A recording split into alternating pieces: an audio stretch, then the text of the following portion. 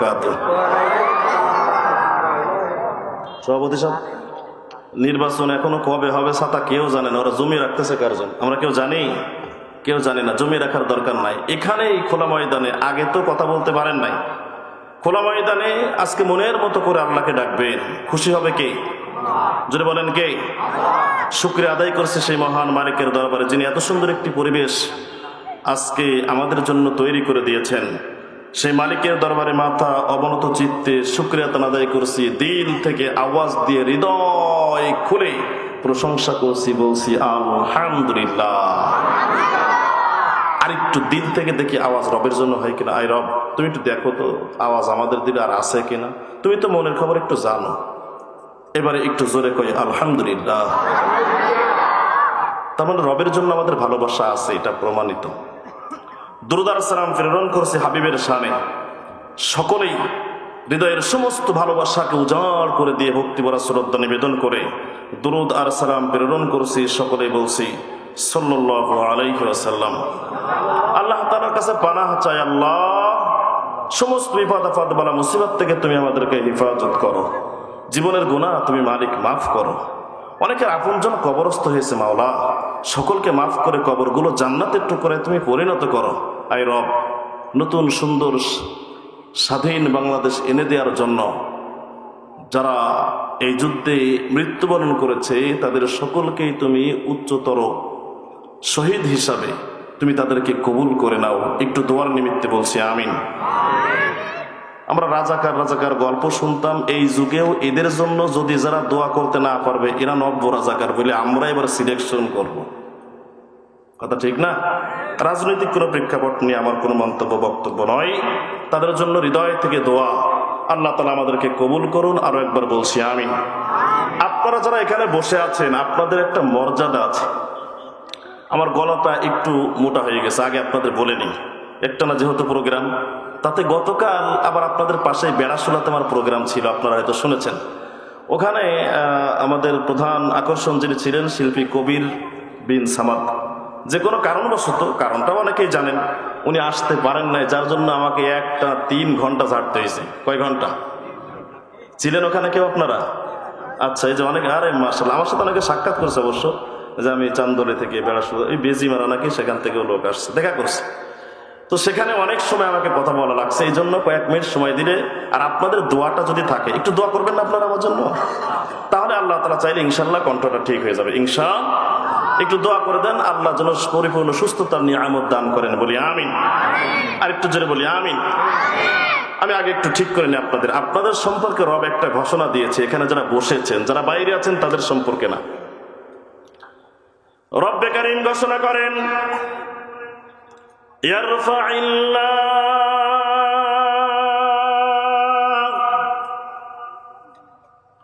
ইয়ারফাইল্লাহুল্লাযীনা আমানু মিনকুম ওয়াল্লাযীনা উতুল ইলমা দারাজাত। যারা কোরআনের আয়োজন করে, যারা কোরআন থেকে কথা বলে, যারা কোরআন প্রচার করে, আর যারা কোরআন শ্রবণ করার জন্য ঠান্ডা মাটির আসন জানার পরেও বসে থাকে, এই কোরআন শিখতে চাই, কোরআন শিখাইতে চাই, এই কোরআন প্রচার করতে চাই, আমি আল্লাহ তাআলা ঘোষণা করে দিলাম উতুল ইলমা দারাজাত।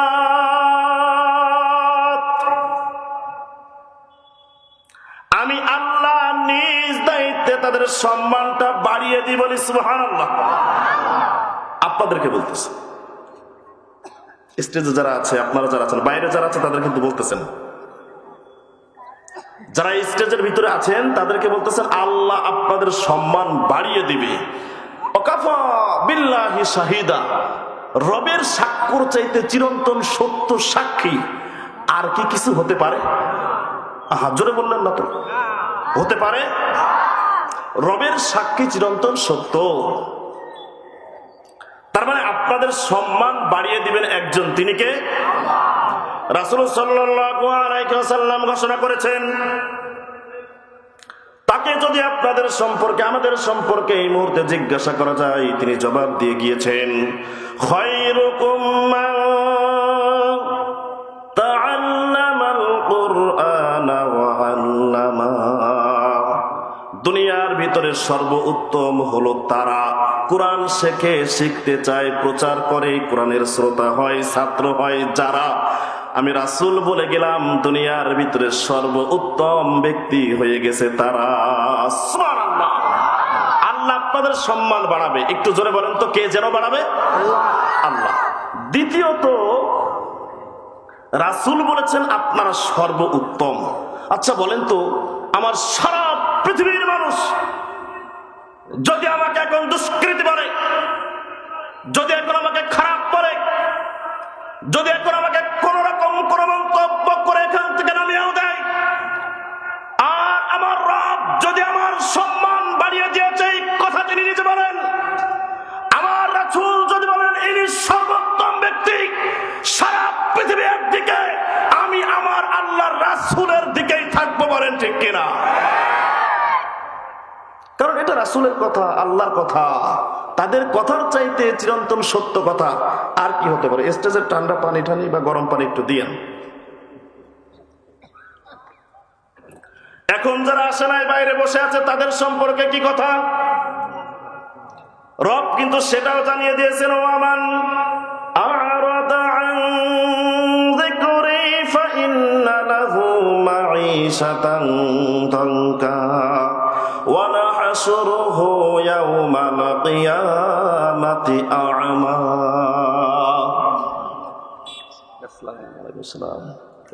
আলহামদুলিল্লাহ, আপনার নাম্বার টাম্বার সব আছে, বসেন।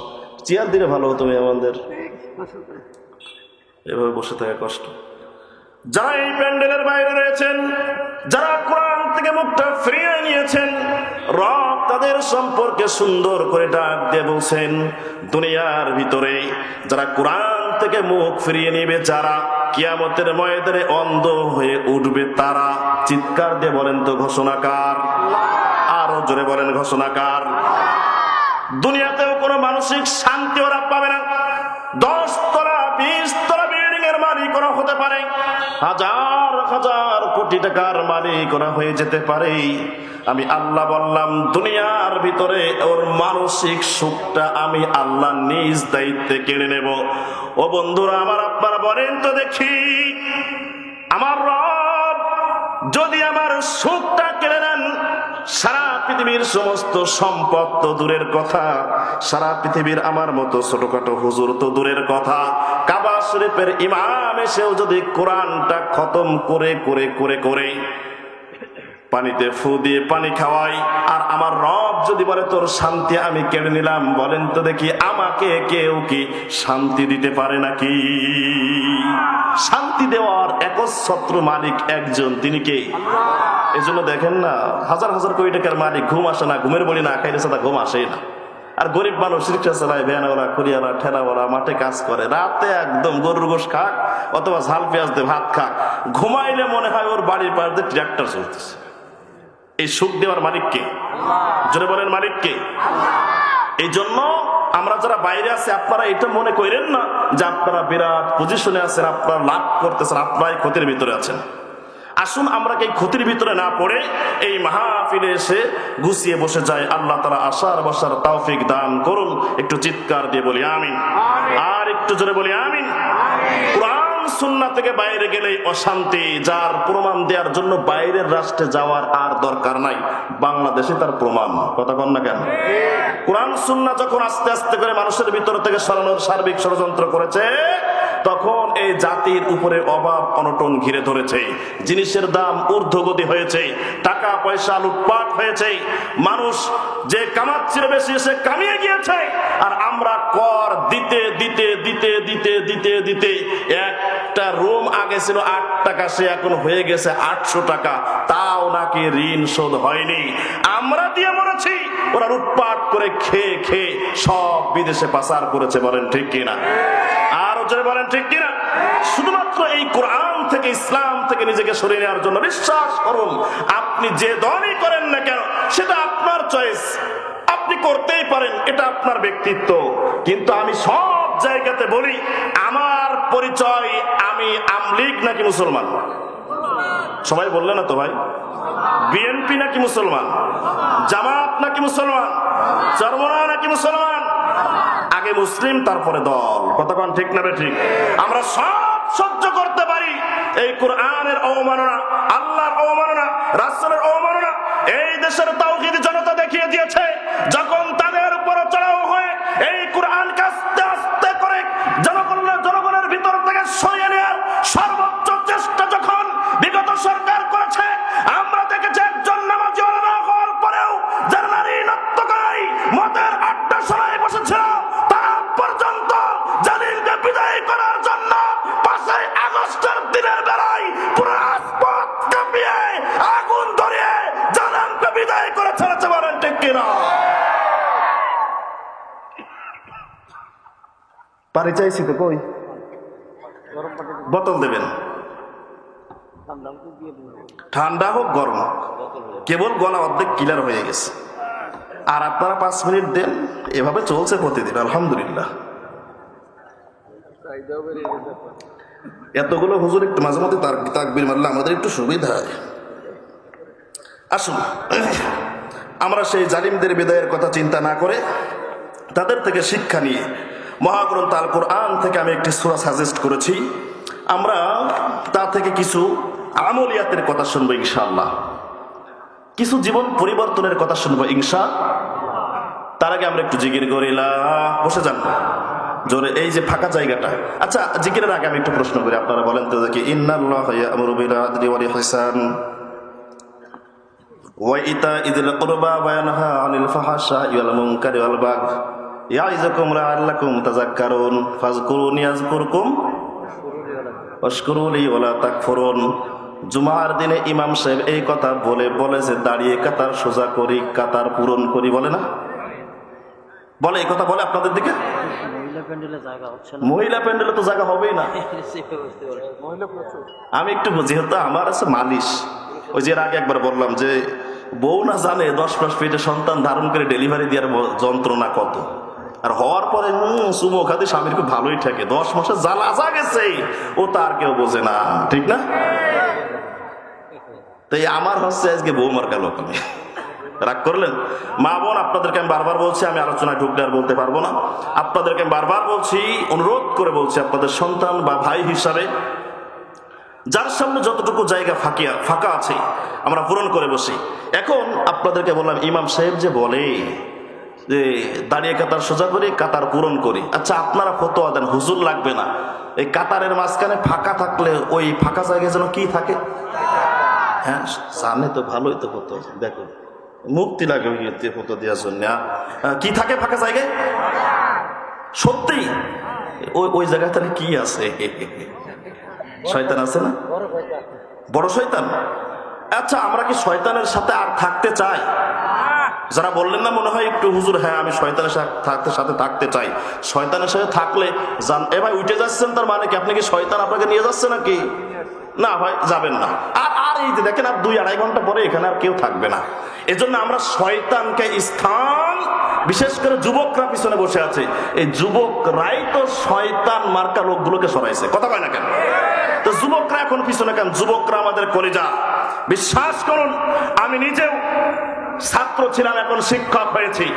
যে ছাত্রদেরকে স্নেহ করতাম, ভালোবাসতাম, আল্লাহর নামে শপথ করে বলতেছে, ওই ছাত্রদের দেখলে এখন শুধু স্নেহ নয়, সম্মান চলে আসে। সুবহানাল্লাহ কোন? ওই যুবকদের দেখলে এখন আমাদের কলিজা থেকে সম্মান চলে আসে, কারণ আমরা যেটা করতে পারিনি এই যুবকরা সেটা করে দেখিয়েছে।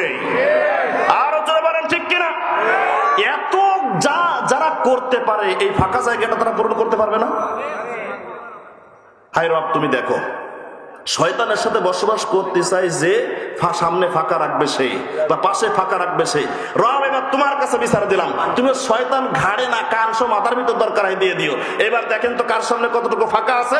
একদম আকিল হয়ে বসতে হবে তা না, একটু ফাঁকা থাক, কিন্তু একদম ওই যে মিডিলটা খুব খারাপ লাগতেছে ভাই, ওই জায়গাটা একটু 5-7 জন বসলেও মোটামুটি একটু সৌন্দর্য গুছিয়ে যাবে। আমি বলবো না যে আপনাদের কষ্ট, একটু নাড়াচাড়া করতে পারেন, এইভাবে যেন বসতে পারেন। আমি মূল আয়াতের আলোচনায় চলে যাব। জি, ওই যে মাঝখানে 5-7 জন লোক বসলেই আমি তারপরে খুব আপনারা ডিস্টার্ব করবো না ইনশাআল্লাহ। আমরা শয়তানের সাথে আর কেউ থাকতে চাই না। আল্লাহ তাআলা ওই দেখেন মালটা বোঝেন। প্রধান বক্তার গাড়ি চলে আসছে। শোনেন, সময় বুঝে জনগণ আসতে তারা শুনতে দিচ্ছে, আমাদের একটু সময় 10 মিনিট দেরিও হতে পারে, এটা মাইন্ডে নেবেন। আসুন, আমি একটি সূরা সাজেস্ট করেছি, ছোট্ট একটি সূরা, আমরা তা থেকে আলোচনা শুনবো, মন দিয়ে শুনবো। কার খুশির জন্য? সবাই দিল থেকে বলেন, কার খুশির জন্য? আসুন আমরা সূরাটি তেলাওয়াত করি। আউযু বিল্লাহি মিনাশ শাইতানির রাজীম। বিসমিল্লাহির রহমানির রহিম। ওয়াইলুল লিকুল্লি হুমাযাতিল লুমাযাহ আল্লাযী জামা'a মালান ওয়া আদ্দাদাহ ইয়াহসাবু আন্না মালাহু আখলাদাহ কাল্লা লায়ুমবাযান্না ফিল হুতামাতি ওয়া মা আদরাকা মাল হুতামাহ নারুল্লাহিল মুকাদাতুল্লাতী তাত্তালি'ু আলাল আফইদাহ ইন্নাহা আলাইহিম মুসাদাহ ফি আমাদিন মুমাদ্দাদাহ।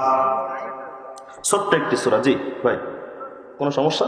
পিছনে চট পড়ার দরকার নাই, যে ফাঁকা জায়গাগুলো আছে এইগুলোকে ভর্তি। অনেক বড় জায়গা আপনারা আয়োজন করেছেন। আসুন, আমি একটি সূরা তেলাওয়াত করেছি, সূরা হুমাযাহ। সূরাটা মক্কায় অবতীর্ণ হয়েছে। আমি বিস্তারিত আর কিছু বলতে যাব না। 9টা আয়াত রয়েছে, রুকু রয়েছে একটি। মানুষ যখন দুনিয়ার জন্য পাগল, মানুষকে গালিগালাজ দিতে বেশি ভালোবাসে, মানুষকে ধিক্কার দিতে বেশি ভালোবাসে, আমি সংক্ষেপে বলছি, মানুষের পিছনে পরনিন্দা করতে বেশি ভালোবাসে, সেই মুহূর্তে যতগুলো সূরা নাজিল হয়েছে তার ভিতরে সূরা হুমাযাহ হচ্ছে অন্যতম। আসুন আমরা প্রথম থেকেই আলোচনায় ঢুকে পড়ি, কারণ প্রত্যেকটা হরফের বিনিময়ে শুধু এই তাফসীরুল কোরআন মাহফিলগুলো যেন রাজনৈতিক মঞ্চ একদম সেইভাবে না হয়ে যায়, আবার রাজনৈতিকের বাইরেও যেন না হয়। কথা বল না কেন? কারণ কোরআন প্রত্যেকটা জায়গায় ক্লিয়ার, সব কিছু সমস্যার সমাধান দিতে পারে। আমি গত পরশুদিন সূরা হাশরের তাফসীর পড়তেছিলাম, আর যখন পড়লাম তাফসীর আমি অবাক হয়ে গেলাম। আল্লাহ বলছেন, জালিমদেরকে তোমরা বিতাড়িত করতে পারবা না। আমি রব যখন তার কলিজায় ভয় ঢুকিয়ে দেব, ছোট্ট জিনিসের দ্বারাও ও ভয়তে সেখান থেকে ক্ষমতা ছেড়ে, টাকা ছেড়ে, সবকিছু ছেড়ে পালিয়ে যাবে। বিশ্বাস করেন, আমি সূরা হাশরের তাফসীরটা পড়ে আমি বারবার পড়তেছি আর হাসতেছি যে আল্লাহ তোমার কথা এত সত্যি, সত্যি তো বিশ্বাস করি, কিন্তু এত সত্যি আমার এই মুহূর্তে এই তাফসীর আমার সামনে। আল্লাহু আকবার বলেন। সূরা হাশরের তাফসীরটা গিয়ে দেখবেন, এটা শুধু ছাত্র জনতা করেছে তাই নয়, তারা তো করেছেই, কিন্তু মূলত হৃদয়ে ভয় ঢুকিয়ে দিয়েছে কে? আল্লাহ। আরো জোরে বলেন কে? আসুন আমরা আয়াতের আলোচনাটা শুনি। রব্বে কারীম ঘোষণা করেন, ওয়াইলুল লিকুল্লি হুমাযাতিল লুমাযাহ। প্রত্যেকটা হরফের বিনিময়ে আগে বলেনি 10টি করে নেকি দান করতেছেন একজন মালিক, তিনি কে? আহা ভাই, আপনাদের সমস্যা কি? একটু জোরে কর না। আছেন না গেছেন? একটু জোরে কর না। কে? মানুষের কথা বলার জন্য 27টি স্তর লাগে এই গলার ভিতরে। 27টি স্তরে এক হওয়ার পরে একটা কথা বের হয়। আল্লাহ ইচ্ছে করলে একটা স্তর বন্ধ করে কথা বন্ধ করে দিতে পারে। আল্লাহর নাম এখন নেবেন না তো কখন নেবেন? একটু জোরে বলেন তো দেখি। আল্লাহ। আরো জোরে বলেন আল্লাহ। আরো একবার চিৎকার দিয়ে বলেন তো আল্লাহ। আল্লাহ নামগুলো জোরে নেবেন, একটু প্র্যাকটিস করে দিলাম। রব্বে কারীম ঘোষণা করেন, ধ্বংস তারা যারা মানুষকে সামনে ধিক্কার দেয়। কে বলতেছেন? হুমাযাহ। যারা মানুষকে সামনে ধিক্কার দেয়, মুখ ভরে গাল দেয়। হাদিস। এখন আপনাদের কাছে আমি প্রশ্ন করি, আপনারা বলেন তো দেখি, সামনে ধিক্কার দিয়া গালিগালাজ করার লোক এলাকায় আছে না নাই? একটু কম আছে মনে হয়। আর ওসরে বলেন আছে না নাই? সামনে যারা ধিক্কার দেয় ধ্বংস।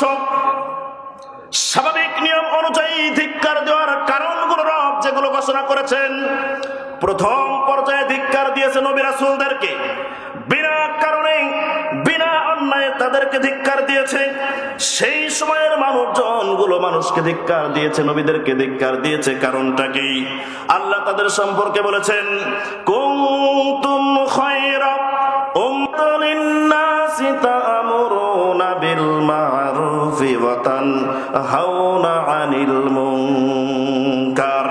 তোমাদের ভিতরে সর্বোত্তম তারা যারা কোরআন প্রচার করে, ইসলাম প্রচার করে, মানুষকে ইসলামিক বিষয় সাজেস্ট করে, ইসলামিক দাওয়াত দিয়ে মানুষকে যারা সত্যের পথে ডাকে, আমি আল্লাহ তাআলা ঘোষণা করে দিলাম এরা সর্বোত্তম। দুনিয়ার ভিতরে এই সর্বোত্তমের কাজ করেছে যারা, আল্লাহ তাআলা তাদের সম্পর্কে ঘোষণা করে দিয়েছেন। মূসা আলাইহিস সালাতু ওয়াস সালাম যখন ঘোষণা দিয়েছিলেন, আল্লাহ তাআলা জানিয়ে দিয়েছিলেন সেই সময় তখন সেই ফিরাউনের লোকজন গুলো তাকে ধিক্কার দিয়েছিল। রব সেটা কোট করে দিয়েছেন, ফাতাওয়াল্লা বিরুকুনিহি ওয়া ক্বালা সাহিরুন আও মাজনুন। রব্বে কারীম ঘোষণা করেন, যখন মূসা নবী মানুষের কাছে ইসলামের দাওয়াতটা দিল, যখন সেই সময়ের জামানার ক্ষমতা নবী ইসলাম বিদ্বেষী লোকজন একত্রিত হয়ে মূসাকে পাগল এবং জাদুকর বলল, তখন তার মানে ইসলামের দাওয়াত দিলে সামনাসামনি মানুষকে ধিক্কার দিবে। মূসা নবীকে যেমন দিয়েছে, ঈসা নবীকে যেমন দিয়েছে, প্রত্যেকটা নবী রাসূলকে যেমন দিয়েছে, আমার আপনার নবীর ক্ষেত্রেও এর বিপরীত নয়। আল্লাহ তাআলা সে সম্পর্কে জানিয়ে দিয়েছেন, নবী আপনি যখন এ জাতির সামনে কোরআন থেকে দাওয়াত দিবেন, তখন ওরা আপনাকে সামনাসামনি ধিক্কার দিবে, পাগল বলবে, জাদুকর বলবে। আল্লাহ তাআলা সে কথা রেকর্ড করে দিয়ে বলেছেন, কাযালিকা মা আতাল্লাযীনা মিন ক্বাবলিহিম মির রাসূলিন ইল্লা ক্বালু সাহিরুন আও মাজনুন। নবী যখন ইসলামের দাওয়াতটা দিয়েছে জাতির সামনে, জাতি যখন ইসলাম গ্রহণ করেছে, ঠিক সেই মুহূর্তে আবু জেহেল, উতবা, সাইবা, মুগীরা, ইসলাম বিদ্বেষীরা নবীকে সামনাসামনি ধিক্কার দিয়েছে, গালিগালাজ দিয়েছে। শুধু তাই নয়, সাহিরুন আও মাজনুন, উলামা এখানে রয়েছেন, নবী করা বলেছে পাগল। কি বলেছে? নবী করা বলেছে পাগল, নবী করা বলেছে জাদুকর। আর নবীকে এটাও জানিয়ে দিলেন, হে নবী শুনে রাখুন, এটা যে শুধু আপনাকে প্রথম বলতেছে তা কিন্তু নয়, আপনার আগে আরো যত নবী রাসূল এমন করে ইসলামের দাওয়াত দিয়েছে, যখন ইসলাম বিদ্বেষী ইহুদি কাফেরের গোষ্ঠীরা সেই নবীদেরকে ধিক্কার দিয়েছে, গালিগালাজ করেছে, পাগল হিসেবে সাব্যস্ত করেছে, তখন কথাকার, আরো জোরে বলেন কথাকার। তার মানে এই ধিক্কার দেওয়া ইসলামপন্থীদেরকে, নবী রাসূলদেরকে, ঈমানওয়ালাদেরকে এরকম ধিক্কার দেওয়া, এই রোগটা এখন নতুন না বহুত পুরানো? সবাই বলছেন, আমি আবার বলছি, প্রত্যেকটা নবী রাসূল যখন ইসলামের দাওয়াত দিয়েছে তাদেরকে পাগল বলেছে, জাদুকর বলেছে, সামনাসামনি ধিক্কার দিয়েছে। এখন আল্লাহ নবীকে বলছেন যে এর আগেও যারা এই কাজ করেছে, নবী আপনার মন খারাপের দরকার নাই, আপনার আগে আপনার যে সমস্ত ভাইয়েরা এই কাজগুলো করেছে, নবী রাসূলরা যখন এই ইসলামের দাওয়াতটা দিয়েছে, তখন তাদেরকে ধিক্কার দিয়েছে, তখন তাদেরকে জাদুকর বলেছে, তখন তাদেরকে পাগল বলেছে। চিৎকার দিয়ে বলেন তো ঘোষণাকার। তার মানে এই যে ধিক্কার দেয়, পাগল বলে, গালিগালাজ বলে, বিভিন্ন সময় ইশারা ইঙ্গিতে কথা বলে, ওরে রাজাকার, ওরে জঙ্গি, ওরে মৌলবাদ, এরকম কথা যারা বলে, এই রোগ পুরাতন রোগ, এই রোগ নতুন রোগ নাকি পুরাতন রোগ? আরো জোরে বলেন, নতুন রোগ না পুরাতন রোগ? এখন আপনাদের কাছে আমি আবার একটা প্রশ্ন করি, পুরাতন রোগ কি তাড়াতাড়ি সারে না একটু সময় লাগে? বেশিরভাগ ক্ষেত্রে এই পুরাতন রোগ ছাতা সারতেই চায় না, কথা ঠিক না? বিধায় এই কোরআন থেকে মানুষের কাছে দাওয়াত পৌঁছে দেওয়ার কারণে যারা রাজাকার লকব দিয়েছে, জঙ্গিবাদ লকব দিয়েছে, যারা আমাদেরকে মৌলবাদ লকব দিয়েছে, যারা জাতির কাছ থেকে আমাদেরকে সরিয়ে রাখতে চেয়েছে, আমরা একথা বিশ্বাস করি, ফিরআউন যে কাজ করেছিল, নমরুদ যে কাজ করেছিল, আবু জাহেল যে কাজ করেছিল, এখন এই ধিক্কার যারা দিয়েছে, এরা ওদের বেদাত্তা, ওদের দোষর ছাড়া আর কেউ হতে পারে না, পারে না, পারে না। বলেন ঠিক কিনা? দেখবেন ইসলামের শত্রুরা হুঁশিয়ার, সাবধান। আর দেখবেন বিবেক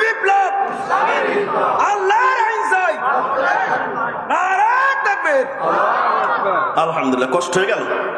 হ্যাঁ, আপনি রেডি থাকেন। তার মানে মানুষকে ধিক্কার দেওয়ার কিছু সিস্টেম রয়েছে। এবার আপনার অধীনস্থ যারা কাজ করে, আপনার কাছে যারা থাকে, আপনার বাড়িতে যারা কাজকর্ম করে, আপনার নিচে যারা কর্মচারী, তাদেরকে অনেক সময় আমরা ধিক্কার দিই, গালিগালাজ করি, আছে না নাই? এরাও ধ্বংস। এদেরকে ধিক্কার দেওয়া যাবে না। আমার সময় স্বল্প, এই জন্য বাজান পুরোপুরি আমি বলে যেতে পারবো না। হুমাজা শব্দের অর্থ হচ্ছে সামনাসামনি ধিক্কার দেওয়া। লুমাজা শব্দের অর্থ হচ্ছে পিছন পিছনে পর নিন্দা করা। যারা পিছনে গীবত করে, দোকানে বসে এক হাতে চা আর এক হাতে সিগারেট খাই, কালকে সকালে বলবেন ওয়াজ শুনলাম যাই, সবই হুজুর রাজনীতি করে গেল। এরকম কিছু দালালের গোষ্ঠী জোরে কোন আছে না নাই? পর নিন্দা করতে ওরা পছন্দ করে। এখন আপনারা বলবেন হুজুর আপনারা তো স্টেজে উঠে পর নিন্দা করেন। তাফসীর এটা বোঝা রাখবে। তাফসীরের ভিতরে আল্লাহ তাআলা জানিয়ে দিয়েছেন কাদের কাদের কেমন করে নাম ধরে ধরে নিন্দা করা যাবে, সে কথা আল্লাহ তাআলা জানিয়ে দিয়েছেন। সুবহানাল্লাহ। যারা জালিম হয়, মানুষের উপর জুলুম করে, যারা মানুষের সম্পদ লুটপাট করে, যারা আমানতের খেয়ানত করে, রব্বে কারীম বলেছেন তাদের বিরুদ্ধে শুধু বলা নয়, প্রয়োজন হলে নাম ধরে ধরে বলা লাগবে। ঘোষণাকার রাসূল সাল্লাল্লাহু আলাইহি ওয়াসাল্লাম যখন কোরআনের দাওয়াত দিলেন, আবু লাহাব রাসূল, আমার ওইদিকে ওই তাফসীর না, শুধু বোঝানোর জন্য বলছি। আবু লাহাব রাসূল সাল্লাল্লাহু আলাইহি ওয়াসাল্লামের দিকে পাথর ছুঁড়ে মারলেন যখন, আল্লাহ তাআলা নাম ধরে ডাক দিয়ে বললেন যে শয়তানের ঘরে শয়তান আবু লাহাব, তাব্বাত ইয়াদা আবি লাহাবি ওয়া তাব, ধ্বংস আবু লাহাবের দুই হাত। আল্লাহ নাম ধরে ডেকে বলেছেন রাসূলের উপর পাথর মেরে তুমি জুলুম করেছো, অত্যাচার করেছো, জাতির সম্পদ আবু লাহাব লুটপাট করে খাইতো, তার প্রমাণ রয়েছে। আল্লাহ বলেন এমন কেউ লুটপাট করবে যারা জাতির উপর জুলুম নির্যাতন অত্যাচার করবে যারা, শুধু তাদের নিয়ে পর নিন্দা তো দূরের কথা, প্রয়োজন হইলে নাম নিয়ে নিয়ে পড়া লাগবে। এটা ঈমান। আর জোরে কোন কথা কার? ভাবতে পারেন রাসূল সাল্লাল্লাহু আলাইহি ওয়াসাল্লাম অন্য কোনো কারণ ছিল না। আচ্ছা, আবুল হাব যে মারলো পাথরটা, আবুল হাব রাসূলের জন্য কি হয়? আমি আগের মতো কথা বলি, এখন বুঝতে হবে আপনাদের তাফসীর। এটাতে মজা আছে, শিক্ষা আছে, কাল মনে থাকবে। আর শুধু কাহিনী বলে গেলে মনে থাকবে না। আবুল হাব রাসূলের জন্য কি হয়? চাচা ভাতিজার সম্পর্ক এত খারাপ হয় যে পাথর মারতে হবে। শুধু যে চাচা তা কিন্তু নয়, অপর দিকে রাসূল সাল্লাল্লাহু আলাইহি ওয়াসাল্লামের দুই কন্যা তার দুই ছেলের সাথে বিয়ে দিয়েছিল। এবার বলেন তো দেখি তাদের আত্মীয়তার সম্পর্ক খারাপ না ভালো? সেই সময় সম্পর্ক গাঢ়। কিন্তু দিনের কথা, কোরআনের কথা বলেছে যখন জালিম সহ্য করেনি তখন রাসূলের দিকে পাথর ছুঁড়ে মেরেছে এক হাত দিয়ে, যখন আমার আল্লাহ ওর দুই হাত ধ্বংস ঘোষণা করে দিয়েছেন, তখন বলেন কথা ঠিক না বেঠিক? দুই হাত বললেন কেন? আমার তাফসীর ওটা না, শুধু এটা বলে এখান থেকে সরে যাই। দুই হাত বললেন কেন? আমি যদি এখন আপনাদের দিকে এইভাবে মারতে যাই, এইভাবে মারতে গেলে ডান হাত দিয়ে মারি, কিন্তু বাম হাত একটু নড়াচড়া করে কি করে না? আরো জোরে কোন। আল্লাহ তাআলা বুঝাইতে চাইলেন আবু লাহাব এক হাত দিয়ে মারলে ওই দুই হাত ধ্বংস, বলতে বুঝাইতে চেয়েছেন আবু লাহাব এবং তার প্রেতাত্মা কিয়ামত পর্যন্ত যারা এমন করে, ইসলামের পক্ষের লোকদের উপর জুলুম করবে, নির্যাতন করবে, অত্যাচার করবে, এদেরকে নিষিদ্ধ ঘোষণা করবে, এদেরকে বিনা কারণে ফাঁসিতে ঝুলাইবে, এদের যারা সিল মারবে, এদের পক্ষে যারা স্লোগান দিবে, এদের পক্ষে যারা অস্ত্র ধরবে, এদের পক্ষে এখনো পর্যন্ত যারা দোকানে বসে বসে কথা বলবে, আমি আল্লাহ ঘোষণা করে দিলাম ওই বড়টা তো ধ্বংস হয়েছে, আরে তুইও ধ্বংস হবি। এটা ঘোষণা কার? আর জোরে বলেন কার? সাবধান, প্রমাণ নিয়ে যান। আসেন, আমি যদি আমার মন মতো ফতোয়া দিই, সেটা হয়তো আমার দলের লোকের পক্ষে যাবে। আমার আলাউদ্দিন আল মামুন ভাই যদি কথা বলেন, যদি তিনি শুধু দলের পক্ষে কথা বলেন, তার দলের লোক খুশি হবেন। কিন্তু আলাউদ্দিন আল মামুন ভাই যদি এই কোরআন দিয়ে বিচার ফয়সালা করে দেয়, আমিও খুশি হবে, উনার দলের লোক খুশি হবে। বলেন ঠিক না বেঠিক? কারণ জানে এই কোরআন চিটারি পছন্দ করে। তার মানে তাদের নাম ধরে ধরে প্রকাশ করে বলা লাগবে। আর যারা কাটিয়ে 13 বছর 1 মাস 16 দিন কারাগারের ভিতরে আল কোরআনের পাখিটাকে আমার সামনে কত লোকে গালিগালাজ করেছে, আবার কত লোকে স্টেজ থেকে নামার সময় জড়িয়ে ধরে ফুপিয়ে ফুপিয়ে কেঁদেছে। 2 প্রকারের মানুষ। কথা বলতে পারি নাই। আমার নামে মামলা হয়েছে চুয়াডাঙ্গা জাহিদুল স্পেশাল যখন ছিলেন, আমাকে স্টেজ থেকে পর্যন্ত নামিয়ে দেওয়া হয়েছে, আপনারা জানেন। যদিও সচরাচর ডাইরেক্ট রাজনৈতিক কথা আমি সবসময় বলি, একটু হিকমত কৌশল নিয়ে আমি কথা বলি, তবে কোরআন থেকে কোট করে করে সত্য বলার চেষ্টা করি। একটা মাত্র দোষ, আপনি সাইদির নাম নিলেন কেন? ওই যে একটু আগে আপনাদেরকে শুনাইলাম, উতুল ইলমা দারাজাত, কোরআনের সংস্পর্শে আসবে যারা, আল্লাহ বলেন সম্মানিত হবে তারা। উতুল ইলমা দারাজাত, আমি আল্লাহ তাদের সম্মান বাড়িয়ে দেব। 13 বছর 1 মাস 16 দিন কারাগারের ভিতরে থাকার পরেও মানুষের সম্মুখে আসতে পারে নাই কোরআনের পাখিটা। যেদিন মারা গিয়েছিল মনে হচ্ছিল বাংলাদেশ নয়, দল মত নির্বিশেষে সারা পৃথিবীর মুসলিম মানুষ যেন একটা নিস্তব্ধতা, নীরবতা, শোকাহত দিন রাত পার করেছে। বলেন ঠিক না বেঠিক? তার জন্য আমাদের ভালোবাসা আছে না নাই? জোরে কোন? এই ভালোবাসা তৈরি করে দিচ্ছে কি? পক্ষান্তরে কোরআনের প্রেমিকদেরকে সামনাসামনি ধিক্কার দিয়েছে, মিথ্যা বানোয়াট করে। যারা এমন করে কোরআনের ব্যক্তিদের, বাম জনতার সাধারণ, এই ভাই কি হলো? এখনই মাজা লেগে যাচ্ছে না গায়ে বেঁধে যাচ্ছে? আল্লাহ জানে। উঠা যাবে না? রাগ হচ্ছে? আমি এখনো তাফসিরের ভিতরে আছি। আমরা দেখলাম কোরআনের, ভাই আসেন, আবার আসেন, আপনি আসেন, যুবক মানুষ। কোরআনের সঙ্গে স্পর্শে থাকার কারণে আল্লাহ তার সম্মান বাড়িয়ে দিয়েছেন। পক্ষান্তরে কোরআনের সঙ্গে গাদ্দারি করার কারণে, এই জাতির সাথে গাদ্দারি করার কারণে 5টা মিনিট বলছে একটু ভিডিও করব, সময় দেওয়া হয় নাই। এই জাতি বলেছে 5 মিনিট কেন, 5 সেকেন্ড তোকে সময় দেওয়া হবে না। বলেন ঠিক না বেঠিক? 1 নম্বর কারণ। 2 নম্বর হচ্ছে আরো এর ভিতরে কারণ রয়েছে, যারা পরনিন্দা করে। রাসূল সাল্লাল্লাহু আলাইহি ওয়াসাল্লাম বলেছেন আমাদের সমাজে এবার আরো কিছু লোক আছে, শুধু ওই ধরন না। এবার আসুন সমাজের ভিতরে মা বোন সহ পুরুষ সহ, অমুক 2 ওয়াক্ত নামাজ জামাতে পারে, 3 ওয়াক্ত পড়ে, মানুষ নাকি ইমান ঠিক আছে নাকি? ওই হাজী সাহেব হজ করে আসছে, ওজন দেওয়ার সময় এই ওজন কম দেখতে তোমার কি আর আমার কি? ওরে অমুক দেখলাম স্টেজে বসেছিল, ও সকালবেলা এইটা করে ওইটা করে, ওই মা বোন এইটা করে, ওই মহিলা এ করে তা করে। রাসূল বলেছেন এটা কি বলতো? এটা পরনিন্দা হয় কি হয় না? দোকানে একটু কম কম হয়। হ্যাঁ হ্যাঁ হ্যাঁ, এ জাত এ রোগ এদিকেও আছে। রাসূল বলেন এটাও করা যাবে না। সাহাবারা বললেন ইয়া রাসূলুল্লাহ, এই 10টা যদি তার ভিতরে থাকে, রাসূল বললেন এই 10টা যদি তার ভিতরে থেকে থাকে তাহলে ওটা বললে হয় গীবত, পরনিন্দা। আর এটা যদি থেকে না থাকে ওটা বললে হয় মিথ্যা, তুই মিথ্যাবাদী। রাসূল সাল্লাল্লাহু আলাইহি ওয়াসাল্লাম সাহাবাদেরকে ডেকে ডেকে বললেন, ও আমার সাহাবারা, তোমরা কি তোমার আপন ভাইয়ের গায়ের গোশত মারা যাওয়ার পর খাবা নাকি? আপনাদের কাছে আমি প্রশ্ন করি, আপনারা বলেন তো দেখি, আমাদের ভাই যদি মারা যায়, বড় ভাই যদি মারা যায় বা ছোট ভাই যদি মারা যায়, এখানে কেউ কি আছে তার গোশত চিবিয়ে চিবিয়ে খাবে? কেউ আছে নাকি? এটা জোরে কোন আছে?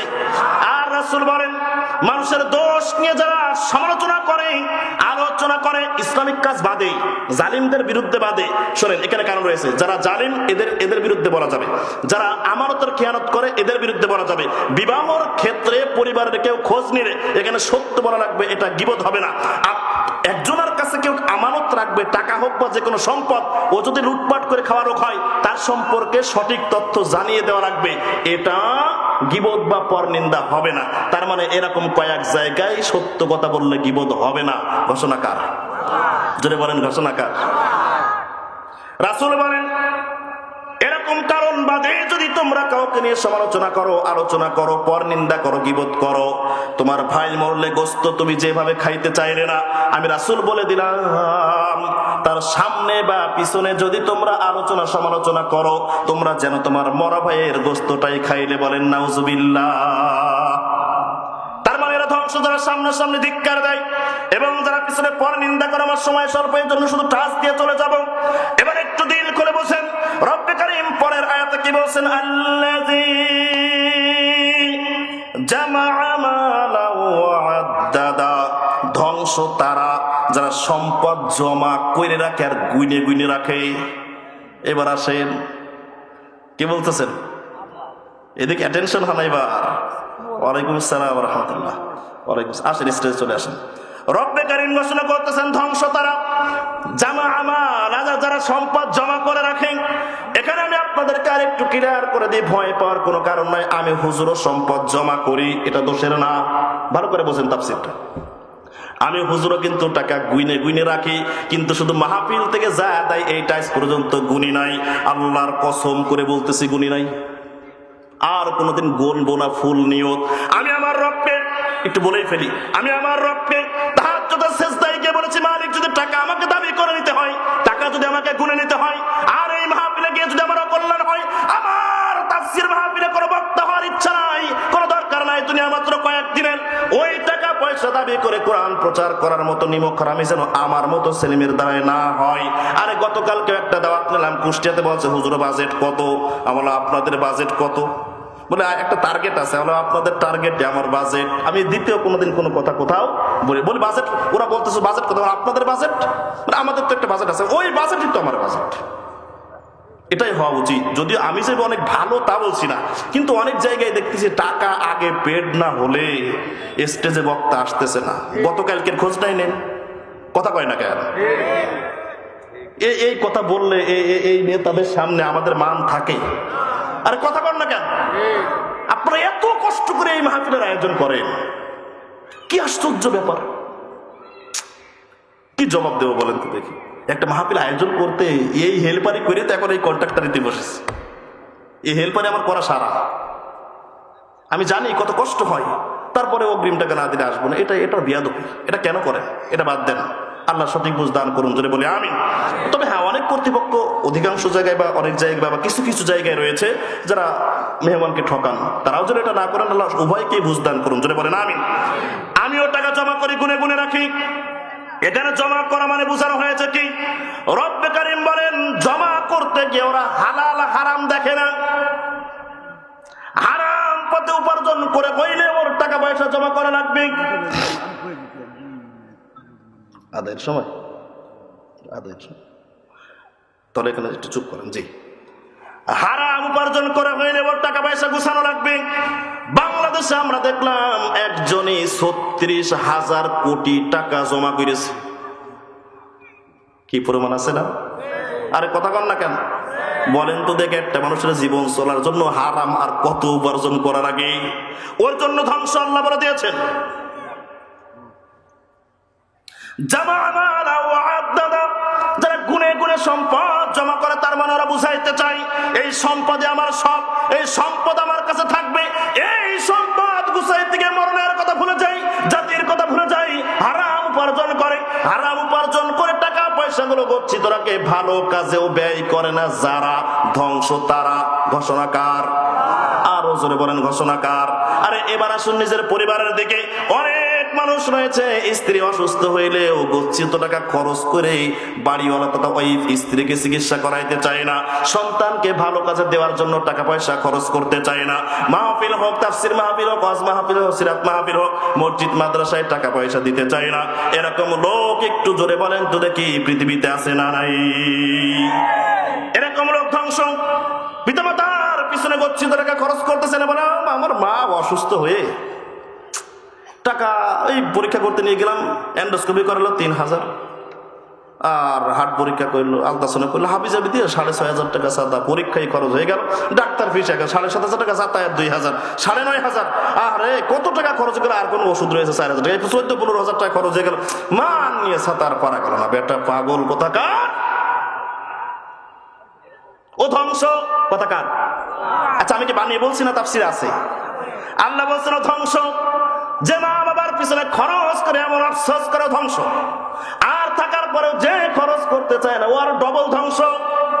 পিতামাতার পিছনে খরচ করার ক্ষেত্রে হিসাব করে টাকা পয়সা গুছিয়ে রাখে, সম্পদ গুছানো তা খরচ করতে চায় না। ছোটটা করবে, মেজোটা করবে, বড়টা করবে, এরকম ভাবে করবে যারা আমি আল্লাহ ঘোষণা করলাম দুনিয়া ও আখিরাতে ধ্বংস তারা। আওয়াজ আওয়াজ দিয়ে বলেন তো দেখি ঘোষণাকার, আর ওজোরে বলেন ঘোষণাকার। মার পিছনে আপনি খরচ করতে চান না, বর্তমান বিজ্ঞান তথ্য দেয়, রাসূল তো আগেই বলে দিয়েছেন আপনি আপনার মায়ের সম্পদ। আর বিজ্ঞান তথ্য দিয়েছে আপনি আপনার মায়ের পেটের ভিতরে যখন থেকেছেন, ওই একটা দিনের যে যন্ত্রণা, একটা লাথির যে যন্ত্রণা, একটা লাথির যে কষ্ট, ওই একটা লাথির কষ্টর দাম সারা পৃথিবী বিক্রি করেও আপনি মাকে দিলে ঋণ শোধ হবে না। অথচ বিজ্ঞান তথ্য দেয়া বলে একটি সন্তান তার মায়ের গর্ভের ভিতরে 6 মাস পার হওয়ার পর 10 ইঞ্চি গোলাকার একটা জায়গায় সন্তান থাকে। 6 মাস পার হওয়ার পর সন্তান হয়ে যায় 11 ইঞ্চি, 7 মাস, 8 মাস, 9 মাস, 10 মাস সন্তান হয়ে যায় 15 থেকে 16 ইঞ্চি। 10 ইঞ্চি জায়গার ভিতরে সন্তান থাকে গোলাকার আকারে, কৃত্রিম আকারে ধারণ করে বিজ্ঞান তথ্য দিয়া বলে ওই সন্তানটিকে আল্লাহ তাআলা মায়ের পেটের ভিতরে 10 ইঞ্চি জায়গার ভিতরে কেমনে রাখছে জানেননি? রব্বুল আলামিন সেটা সুন্দর করে জানিয়েছেন। বর্তমান বিজ্ঞান সেই তথ্যটা দিয়েছেন, সন্তানের পাটা বের করে আপনি আপনার পাটা বের করে মায়ের কলিজার নিচে দিয়েছেন। যখন মায়ের কলিজায় আস্তে আস্তে লাথি লেগে কলিজা নিজের জায়গা থেকে সাইড হয়ে গেছে, তখন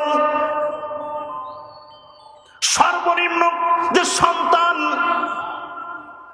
মাকে কলিজায় লাথি মেরেছে, বিজ্ঞান তথ্য দিয়া বলে অনেক সন্তান বেশি নড়ে, অনেক সন্তান কম নড়াচড়া করে।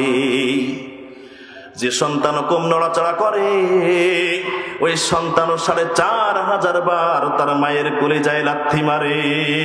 আল্লাহু আকবার। একটা লাথি যদি কোনো পুরুষের লাগতো, বিজ্ঞান বলে আমরা নিশ্চিত মারা যাইতো। সবচাইতে বড় লাথি মারে আপনি মায়ের পিছনে খরচ করতে চান না। সবচাইতে বড় লাথি যে 3টা মারে, কেউ 2টা মারে। জন্ম হওয়ার আগে মায়ের কলিজায় লাথি মেরে মাকে রক্তাক্ত করে মায়ের কলিজাটা ভেদ করে ফাটিয়ে দিয়ে দুনিয়াতে আমি আসলাম, আপনি আসলেন। কষ্ট হয়ে যাচ্ছে আপনাদের? রাগ হচ্ছে? আচ্ছা, দিল থেকে একটু তাকবীর দেন তো, লিল্লাহি তাকবীর। যুবক মানুষ এখানে আসো, লিল্লাহি তাকবীর। এই দিল থেকে আল্লাহর প্রতি এই স্লোগান, লিল্লাহি তাকবীর। এক সময় বলতে এই স্লোগান জামাত ইসলামের, এই স্লোগান চলবো না। আমরা দেখেছি ওয়াযাক্কির বিল কুরআন মা ইয়াখাফু ওয়াঈদ স্লোগান হবে। এই কোরআন থেকে নবী তুমি কথা বলবে, তোমার উম্মতেরা কথা বলবে। ঘোষণাকার, জোরে বলেন ঘোষণাকার। অথচ এই তাকবীর দেওয়ার কারণে এই স্লোগানকে একটি লোকধারী বানিয়ে নব্য ফেরাউনের উত্তর শুনে না কোরআন থেকে কথা বলার কারণে আমাদের গলার টুটি চেপে ধরেছিল, আমির হামজাকে বন্দী করেছিল, মামুনুল হককে ধর্ষণকারী বানিয়েছিল, কোরআনের পাখিকে ধর্ষণকারী বানিয়ে জেলখানার ভিতর নির্মম মৃত্যু তারা দিয়েছে। বলেন ঠিক কিনা? তার মানে বোঝা যায় এই কোরআনকে সহ্য করতে পারে না, তাকবীর যারা সহ্য করতে পারে না, ওরা প্রকৃত মুসলিম হিসেবে দাবি করতে পারে না, পারে না, পারে না। বলেন ঠিক কিনা?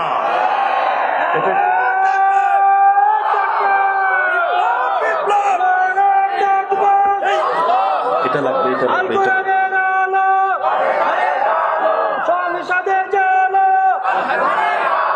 আমার নেতা তোমার নেতা, ইসলামের শত্রু,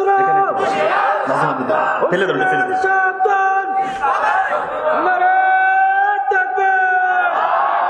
শুনুন, আর একবার তাকবীর দেব, আপনাদেরকে আমি অনুরোধ করবো, শুনুন, দিল খুলে বলে নিন আল্লাহর নাম।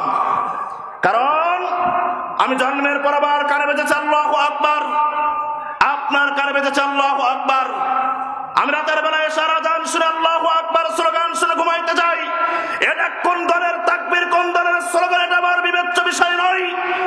আমার ফজরের সময় ঘুম ভাঙে এখনো পর্যন্ত আল্লাহু আকবার ধ্বনি শুনে।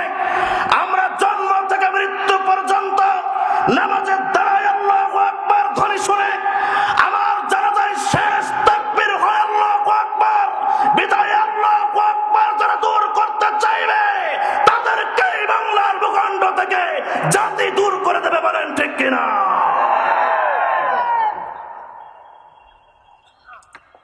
কষ্ট হয়ে গেল? একান্ত প্রিয় আপনজনেরা আমার, আমি আর অল্প কিছু সময় আপনাদের মাঝে আছি, প্রধান মেহমান চলে আসবে।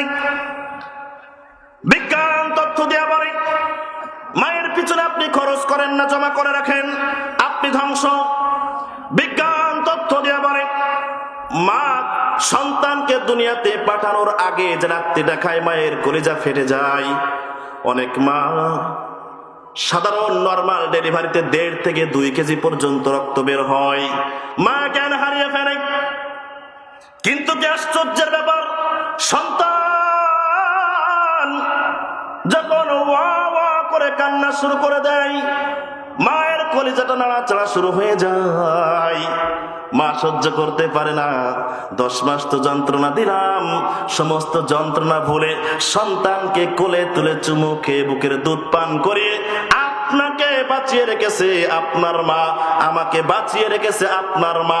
বলেন তো দেখি, আমরা সেই মায়ের সম্পদ কিনা? রাসূল বলেছেন, প্রত্যেকটা পিতামাতার সন্তানের সমস্ত সম্পদ তার বাপ মার। সুবহানাল্লাহ বলেন। কারণ আমি তো আমার মায়ের সম্পদ, বাবার সম্পদ। এই জন্য তাদের পিছনে যারা খরচ করবে না তারা ধ্বংস। এরপরে মান্না, কষ্ট হয়ে যাচ্ছে,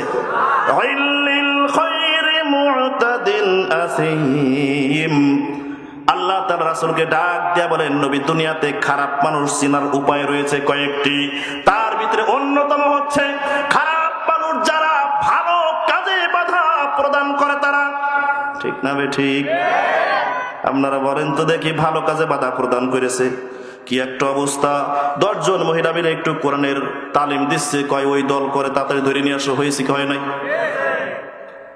আমরা একটু মসজিদে কথা বললে বলে মূর্তির বিরুদ্ধে কথা বলা যাবে না। মূর্তির বিরুদ্ধে কথা বলে কে? আল্লাহ বললে দোষটা, আমি মোল্লা বললে দোষ কেন? তার মানে ওরা আল্লাহকে অস্বীকার করতে চায়। আরে কথা বলেন না কেন? এমন করে ওরা ধ্বংস করতে চেয়েছে। আল্লাহ বলেন ওরাই ধ্বংস। কেন ওরা এই কাজগুলো করছে? সম্পদ ওরা কেন জমা করেছে? আমার সময় গেলেন, সম্পদ ত্যাগ করার কারণে কি মর্যাদা আল্লাহ এবার তাকে দিয়েছেন। 1 মিনিটে শেষ করি, ভালো করে শোনেন। রাসূল ডাক দিয়ে বললেন, কে তুমি? বলে, আমি আব্দুল উজ্জা। তোমার এই অবস্থা কেন? আমার এই অবস্থা ছিল, আমার চাচা আমাকে উলঙ্গ করেছে, সমস্ত সম্পদ থেকে আমাকে বিতাড়িত করেছে।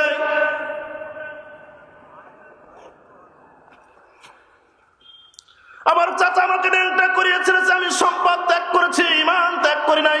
রাসূল তাকে গোসল করালেন, পুরো সুন্দর পোশাক দিলেন, আর সাহাবাদেরকে অর্ডার করলেন, কোরআন তেলাওয়াত শিক্ষা দাও। জোরে জোরে কোরআন তেলাওয়াত করে। সাহাবারা যখন ঘুমায় জোরে জোরে কোরআন তেলাওয়াত করে। রাসূলের কাছে বিচার দিল, রাসূল গো, আপনার আব্দুল উজ্জা। রাসূল নাম রাখলেন পাল্টিয়ে আব্দুল্লাহ, আল্লাহর সবচাইতে পছন্দনীয় নাম। রাসূলের কাছে বিচার দিল, আপনার আব্দুল উজ্জা তথা আব্দুল্লাহ জোরে জোরে কোরআন তেলাওয়াত করে, ঘুমের ডিস্টার্ব হয়। রাসূল বললেন, তোমরা তাকে বাধা দিও না। আর ইসলামকে গ্রহণ করার কারণে সমস্ত সম্পদ ত্যাগ করেছে। আমার আব্দুল্লাহ লজ্জায় চান পর্যন্ত সে ঢাকতে পারে নাই। আমার আব্দুল উজ্জাকে তোমরা আর থামিও না। জিহাদের ময়দানে গেল, শহীদ না হয়ে ফিরে এসে আফসোস করতেছেন, রাসূল, আমি যদি শহীদ হয়ে যাইতাম আমার জন্য কতই না ভালো হতো, আমি জান্নাতে চলে যাইতাম। রাসূল ডাক দিয়া বললেন, আব্দুল্লাহ, তুমি যদি সাধারণ মৃত্যু বরণ করো শুধু সম্পদ ত্যাগ করে ইসলামকে মেনে নেওয়ার কারণে, আমি রাসূল বললাম আল্লাহ তোমাকে শাহাদাতের মর্যাদা দান করে দেবে। তিনি স্বাভাবিকভাবে মৃত্যুবরণ করলেন জ্বর এসে। আপনারা বলেন তো দেখি, খাটিয়াতে যে লাশটা থাকে ওর গায়ে যদি কেউ ছুরিও মারে, ও কিছু বলতে পারে? কিছু বলতে পারে? একদিকে আবু বকর লাশটা ধরে আছে, কেমন সম্মান বেড়েছে সম্পদ ছেড়ে ইসলামকে ধরার জন্য। আর একদিকে ওমর ধরে আছে, আরহামু উম্মতি বি উম্মতি আবু বকর ওয়া আশাদ্দুহুম ফি আমরিল্লাহি ওমর। সাহাবারা আদর করে লাশটা নিয়ে যাচ্ছেন। আমার রাসূল বলে, দাঁড়াও, ও আবু বকর, ওমর, তোমরা ওখানে দাঁড়াও, সাবধানে আসো। আমার আব্দুল্লাহর লাশ আনতে গিয়ে আমার আব্দুল্লাহ যেন কোনো কষ্ট না পায়। বিবেকের কাছে প্রশ্ন করেন, লাশ কি কষ্ট অনুভব করতে পারে? রাসূল কতটা ভালোবেসে সেটা প্রতিবাদ করতে পারবে না, কিন্তু রাসূল কতটা ভালোবেসে তার আমলের প্রতি খুশি হয়ে বলছেন, লাশ যেন কোনো কষ্ট না পায়, আস্তে আস্তে নিয়ে আসো। আনলেন রাসূল, লাশটি নিজে হাতে ধরলেন, কবরের ভিতরে নামালেন, আল্লাহকে বললেন, আল্লাহ সব সম্পদ ত্যাগ করেছে তোমার খুশির জন্য, আমি রাসূল তার উপরে খুশি, আল্লাহ তুমিও খুশি হয়ে যাও। বলেন, তোমার রাসূল যার উপরে খুশি, আল্লাহ তার উপর খুশি না বেজার? একান্ত প্রিয় আপনজনের আমার শিক্ষা এটাই, আব্দুল উজ্জা যদি সমস্ত সম্পদ ত্যাগ করতে পারে, আমরা কি এই মাদ্রাসা মাত্র মাত্র নয় 80 জন প্রায় ছাত্র, অনেক এতিম রয়েছে প্রত্যেক মাসে। আপনারা ওয়াদা করেছেন কেউ উঠবেন না, একটু সময় একটু কষ্ট দেবো, মেহমান চলে আসবে, আমাকে টাইম দিয়েছে 10টার ভিতরেই বা 10টার পর পরই মেহমান চলে আসবে ইনশাল্লাহ। আপনারা ওয়াদা করেছেন কোরআনের সমর্থনে, মাত্র কয়েকটা মিনিট আল্লাহ সন্তুষ্টির জন্য, ছাত্রদের দেখভাল করার জন্য, কোরআনকে প্রতিষ্ঠা করার জন্য, কোরআনকে ধারণ করার জন্য। আমি যতটুকু শুনলাম আজকে মনে হয় 5টা ছেলেকে পাগড়ি পরানো হবে। আমি অবাক হয়ে গেলাম। এশার সময় এখানে একটা ছেলে আজান দিল, মসজিদে একটা ছেলে আজান দিল। ওকে বললাম তুমি জানাজার দোয়া পড়ো নাকি? একটু সাদা, এতটুকু। বললো হ্যাঁ হুজুর পারি। সুবহানাল্লাহ। এখানে যদি এখন বলি জানাজার দোয়াটা পড়েন, বেশিরভাগ মানুষ ফার্স্ট ডিভিশনে ফিল করবে। কথা কয় না কেন? তার মানে ওরা আপনার জানাজায় গিয়ে দোয়া করেন, ওরা বিশ্বাস করেন যারা হেফজখানায় পড়েছে। জিজ্ঞাসা করেন রাত 3টার সময় তো তাহাজ্জুদ পড়ে তারপরে কোরআন পড়ে। আরে এখন ফজরের আজান হয় 5টার সময়, ওঠে 3টা থেকে 3:30টার সময়। আমি নিজে একজন হাফেজ, আমি জানি কত কষ্ট ওরা করে। এখন আমি শিক্ষকতা করে আমি বুঝি ওরা এত কোরআন তেলাওয়াত করে, এত দোয়া করে। আল্লাহি আল্লাহর কসম, আমি যার বাড়ি লজিং খেয়েছি, মাঝে মধ্যে তার বাড়িতে যাই, তার জন্য তাহাজ্জুদে আমার দোয়া কখনো মিস হয় না, আল্লাহ সাক্ষী।